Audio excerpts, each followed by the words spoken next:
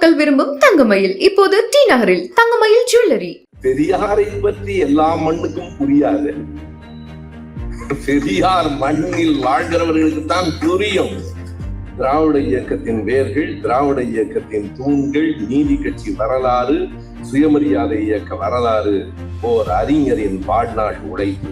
ஆக மொத்தம் ஒரு குடும்ப கட்சி தான் இது. எதிரிகள் சொல்லுவதில் பிழையே இல்லை. தலைமுறை தலைமுறையாக நாங்கள் குடும்ப கட்சி தானப்பா. குடும்பமும் கொள்கையும் ஒன்றாய் இருப்பதால் இது குடும்ப கட்சி, வேறொன்று அல்ல. மறுபடியும் இந்திய எதிர்ப்பு போராட்டத்தை தொடங்க வேண்டும் என்று பெரியார் சொன்னார். அம்பேத்கரும் ஜின்னாவும் தொடங்குங்கள், நாங்களும் சேர்ந்து கொள்ளுகிறோம். நமக்கென்று ஒரு வரலாறு உண்டு. நேற்றைக்கு வந்திருக்கிற தற்குறிகளுக்கு எல்லாம் தெரியாது ஒரு புத்தகத்தில் இவ்வளவு பெரிய செய்திகள் அடங்கி இருக்கின்றன என்பது. இன்னொன்று, இவ்வளவு பெரிய வரலாற்று ஆய்வில் எப்படி சின்ன சின்ன செய்திகளும் நம்மை சிந்திக்க வைக்கின்றன என்பது. பெரியாரை அம்பேத்கரும் ஜின்னாவும் பார்க்க விளைந்தார்கள் என்பது ஐயாவுக்கல்ல, நமக்கான மரியாதை, இந்த தமிழ்நாட்டுக்கான மரியாதை. தெரிந்த செய்திகளை சொல்லுவது மட்டும் புத்தகம் இல்லை. தெரிந்து கொள்ள வேண்டிய செய்திகளை தேட வைப்பதும் ஒரு புத்தகத்தினுடைய அடிப்படை. ஐயா பெரியார், அண்ணல் அம்பேத்கர், ஜின்னா 3 பேரும் எது குறித்து பேசினார்கள் என்றால் மிகச் சரியாக எல்லோரும் தவறான விடை சொல்லுவார்கள். நீங்கள் பாகிஸ்தான் கேளுங்கள், அம்பேத்கர் தலிஸ்தான் கேட்கட்டும், நான் திராவிடஸ்தான் கேட்கிறேன். சுவைத்தவர் நெஞ்சுமெல்லாம் சமைத்தவர் நிலைத்திட எங்கேயும் ஸ்ட்ராங் கட்டு பெருங்காயம். தொழிற்சங்கம் என்றால் ஊதிய உயர்வுக்கு மட்டும்தான் போராடும் என்னும் கருத்தை உடைத்து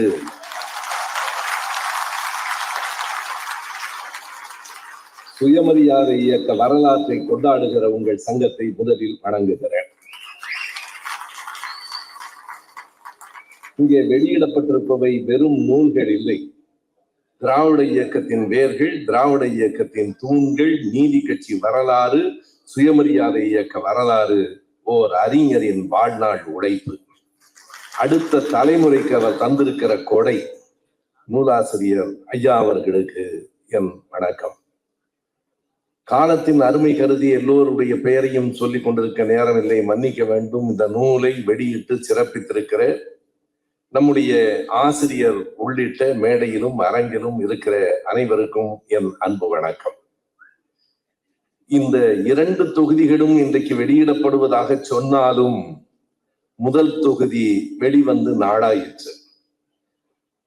முதல் தொகுதியை நான் படித்து முடித்த பிறகு அதை எனக்கு சொல்லாமல் இருக்க முடியவில்லை என்பதால் அன்பகத்தில் முதல் தொகுதியை பற்றி மட்டும் 1.25 மணி நேரம் அந்த நூல் வெளியிடப்படுவதற்கு முன்பே பேசிவிட்டேன். அது கொஞ்சம் அதிக பிரசங்கித்தனம் தான். ஆனாலும் அண்ணன் திருநாவுக்கரசு அவர்களிடத்திலே அனுமதி பெற்று ஒரு தொகுதியை பற்றி 1 மணி நேரத்திற்கு மேலாக பேசினேன் என்று நான் சொல்லுவது, இப்போது 2வது தொகுதியை பற்றி இன்னும் 1 மணி நேரம் பேசுவேன் என்கிற அச்சுறுத்தல் இல்லை. அதற்கு உரிய இடம் இது இல்லை என்பதை நான் அறிவேன். எனக்கு பின்னால் 3 பெரியவர்களும் பேச இருக்கிற காரணத்தால் ஒரு 10 நிமிடங்களில் மிக சுருக்கமாக 2 செய்திகளை முன்வைக்கிறேன்.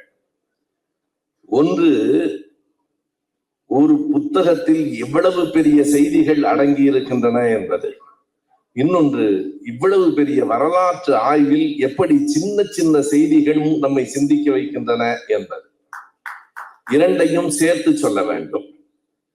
ஏறத்தாழ 600 பக்கங்கள் இருக்கிற இந்த புத்தகத்தில் 7 பக்கங்களை மட்டும் எடுத்துக்கொண்டு பேசுகிறேன். எனக்கு அருள்மொழி பேச வருகிற போதே கொஞ்சம் பயம். நான் குறித்து வைத்திருக்கிறதையெல்லாம் பேசிவிட்டு போய்விடுவாரோ என்று. அவ்வளவு பெரிய ஆபத்து நடக்கவில்லை என்றாலும் ஓரிரு விபத்து நடந்து விட்டது. உண்மையாக அவர் இந்திராணியை பற்றி சொல்லி என்னுடைய அக்காவின் பெயர் என்றார். மஞ்சுடாபாய் பற்றி அவர் பேசினார். மஞ்சுடாபாய் மணந்து கொண்டது ஐயா வைசு சண்முகம் என்று சொன்னார். அவர் என் அண்ணியினுடைய தாத்தா. ஆக மொத்தம் ஒரு குடும்ப கட்சி தான் இது. எதிரிகள் சொல்லுவதில் பிழையே இல்லை. தலைமுறை தலைமுறையாக நாங்கள் குடும்ப கட்சி தானப்பா.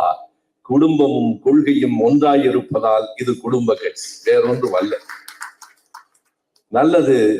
7 பக்கங்கள் என்று சொன்னேன். அது 2வது தொகுதியில் இருக்கிற 95வது பக்கத்திலிருந்து 102வது பக்கம்.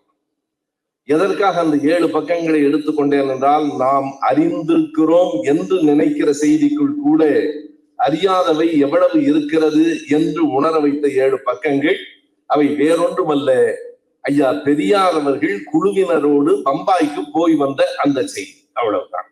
எல்லோருக்கும் தெரியும். பெரும்பாலும் நம்முடைய கட்சியை சார்ந்த வரலாறு அறிந்தவர்களை கேட்டால், பம்பாய்க்கு போய் ஐயா அவர்கள் அன்றைக்கு பம்பாய், இன்றைக்கு மும்பை, அண்ணல் அம்பேத்கர் அவர்களையும் ஜின்னா அவர்களையும் சந்தித்தார். பெரியார், அம்பேத்கர், ஜின்னா 3 பேரும் அமர்ந்து பேசுகிற அந்த காட்சி கேட்டால் சொல்லிவிடுவார்கள் 1940 ஜனவரி 8. ஆனால் அந்த பயணம் எப்போது தொடங்கிற்று? ஜனவரி மாதம் 4ஆம் தேதி ஈரோட்டிலிருந்து ஐயா புறப்படுவதிலிருந்து தொடங்குகிறார். ஒவ்வொரு நிகழ்வையும் எந்த மணியிலிருந்து எத்தனை மணி வரைக்கும், பெரியாரும் அம்பேத்கரும் இத்தனை மணியிலிருந்து இத்தனை மணி வரையில் பேசிக் கொண்டிருந்தார்கள். எது வியப்பு என்றால், இன்றைக்கு நாம் எல்லாவற்றையும் பதிவு செய்து விடலாம். சிவிஎம்பி எழிலரசன் தோழர் எப்போது பேசத் தொடங்கி எப்போது முடித்தார் என்று கண்டுபிடிக்க வேண்டியதில்லை. அதோ பதிவு செய்து கொண்டிருக்கிற அத்தனை கருவிகளும் நமக்கு சொல்லும். ஆனால் 85 ஆண்டுகளுக்கு முன்னால் ஒவ்வொன்றையும் அவர் சொல்லுகிறார். அன்றைக்கு 5 நாள்கள் பம்பாயிலே ஐயா அவர்கள் இருக்கிறார். ஐயா அவர்களோடு பேரறிஞர் அண்ணா அவர்கள், TAV Nathan, Sunday Observer Balasubramaniam, KM Balasubramaniam. KM Balasubramaniam தான் திருவாசக மணி என்று அழைக்கப்பட்டவர் என்று கருதுகிறேன். இவர்கள் தான் அந்த பயண குழு. என்ன செய்தி என்றால், ஐயா பெரியார் அவர்கள் புறப்படுகிற போது அவரை வழி அனுப்பியவர்கள் யார் யார் என்றால், தொடர்பே இல்லாமல் இருக்கிறது, ராஜாசர் முத்தையா செட்டியார். புதுக்கோட்டை சமஸ்தானத்தினுடைய திவானாக இருந்த கலிஃபுல்லா 1941 47 வரைக்கும் புதுக்கோட்டையிலே திவானாக இருந்த கலிஃபுல்லா இவர்கள் எல்லோரும் வழி அனுப்புகிறார்கள். பம்பாயிலே போய் இறங்கினால் வரவேற்க பெருங்கூட்டம் காத்திருக்கிறது ஐயா பெரியார் அவர்களை. எல்லோரும் பெரியார் பேட்ஜ் அணிந்திருக்கிறார்கள். பெரியார் பேட்ஜ் அணிந்து அவரை அழைத்து செல்லுகிற வழியெல்லாம் தமிழ் முழக்கங்கள் கேட்கின்றன. பம்பாயில் குறித்துக் கொள்ளுங்கள், பம்பாயில் தமிழ் முழக்கங்கள் கேட்கின்றன. ஐயாவை அழைத்து செல்லுகிறார்கள். பெரிய செய்தி என்ன என்றால், நான் நேரம் கருதி மிக சுருக்கமாக சொல்லுகிறேன். ஐயா பெரியார், அண்ணல் அம்பேத்கர், ஜின்னா 3 பேரும் எது குறித்து பேசினார்கள் என்றால் மிகச் சரியாக எல்லோரும் தவறான விடை சொல்லுவார்கள். நீங்கள் பாகிஸ்தான் கேளுங்கள், அம்பேத்கர் தலிஸ்தான் கேட்கட்டும், நான் திராவிடஸ்தான் கேட்கிறேன் என்று 3 பேரும் பேசினார்கள் என்று பொதுவாக சொல்லப்படுகிறது. அண்ணன் திருநாவுக்கரசு அவர்கள் ஆதாரத்தோடு எடுத்து சொல்லி இருக்கிறார். அப்படிப்பட்ட பேச்சு எதுவும் அங்கு நடக்கவில்லை. ஏனென்றால் பாகிஸ்தான் கோரிக்கையை ஜின்னா வைத்ததே 1940 ஜனவரி 23. இவர்கள் சந்தித்தது ஜனவரி 8. அந்த கோரிக்கை வருவதற்கு 15 நாட்களுக்கு முன்பே இவர்கள் சந்தித்து விட்டார்கள். அப்படி எதுவும் நடக்கவில்லை. இப்படி பெரிய செய்திகள் இருக்கின்றன. கடைசியாக ஒன்றுக்கு வருகிறேன். அதற்கு முன்பு ஒரு சின்ன செய்தி படித்த போது எனக்கு ஐயம் வந்தது. அருள்மொழி பேசுகிற நேரத்திலே எனக்கு சந்தேகம் வந்தால் அண்ணனிடத்திலே கேட்பேன் என்றார். எனக்கும் அப்படி ஆசிரியர்கள் உண்டு. ஆசிரியரை அடிக்கடி தொல்லை செய்வதில்லை. 2 பேரை அடிக்கடி தொல்லை செய்வேன். எனக்கு ஆசிரியர்கள் உண்டு. ஒருவர் அண்ணன் திருநாவுக்கரசு, அவர் கூட அல்ல, அடிக்கடி நான் தொல்லை செய்வது கவிஞர் கலி பூங்குன்றனை. அவர் எனக்கு ஒரு ஆசிரியர் என்றுதான் இப்போதும் கருதுகிறேன். எதை கேட்டாலும் சொல்லுவார். கேட்க வேண்டும். என்ன என்றால், ஈரோட்டிலிருந்து ஜனவரி 4ஆம் தேதி பெரியார் புறப்பட்டு வருகிற போது அவரோடு 2 பேர் வந்தார்கள். ஒருவர் அன்றைய மொழியில் ஒருவர் தோழர் CN அண்ணாதுரை, இன்னொருவர் TPS பொன்னப்பா. TPS பொன்னப்பா யார் என்று இதுவரையில் நான் கேள்விப்பட்டதில்லை. இப்ப ஐயாவை கேட்டு தெரிஞ்சுக்கணும். வைங்க, யாரோட அப்பா? இல்ல, CN TPS பொன்னப்பா என்று.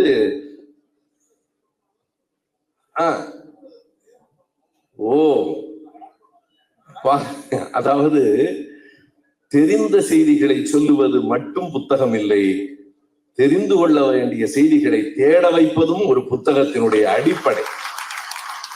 எனக்கு இன்று இந்த மேடையில் கிடைத்திருக்கிற புதிய செய்தி. பரிமளம் அவர்கள் வளர்ப்பு மகன் என்பது எனக்கு தெரியும்.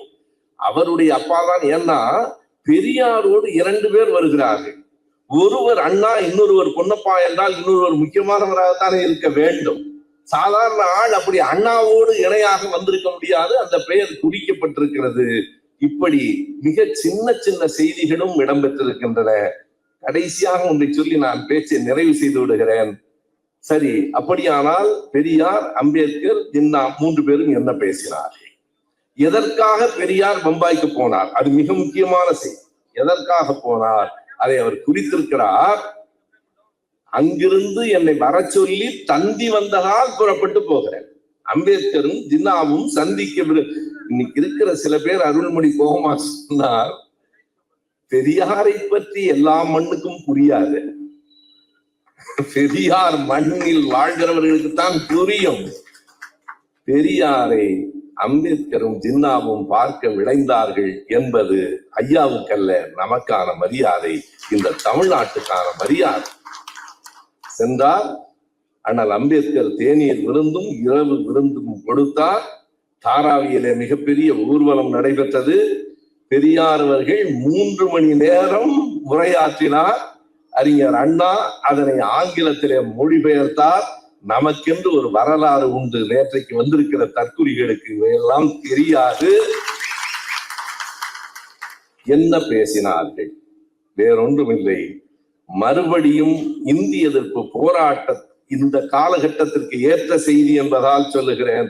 மறுபடியும் இந்திய எதிர்ப்பு போராட்டத்தை தொடங்க வேண்டும் என்று பெரியார் சொன்னார். அம்பேத்கரும் ஜின்னாவும் தொடங்குங்கள், நாங்களும் சேர்ந்து கொள்ளுகிறோம் என்று சொன்னார்கள். 85 ஆண்டுகளுக்கு பிறகு அதே இடத்திற்கு இந்த உலகம் மறுபடியும் வந்து சேர்ந்திருக்கிறது. தொடங்குவோம். நன்றி, வணக்கம். தமிழக மக்கள் விரும்பும் தங்கமயில் இப்போது டி நகரில் தங்கமயில் ஜுவல்லரி. சுவைத்தவர் நெஞ்சுமெல்லாம் சமைத்தவர் நிலைத்திட எங்கேயும் ஸ்ட்ராங் கட்டு பெருங்காயம். மின்னம்பலம்.com தமிழின் முதல் மொபைல் பத்திரிகை.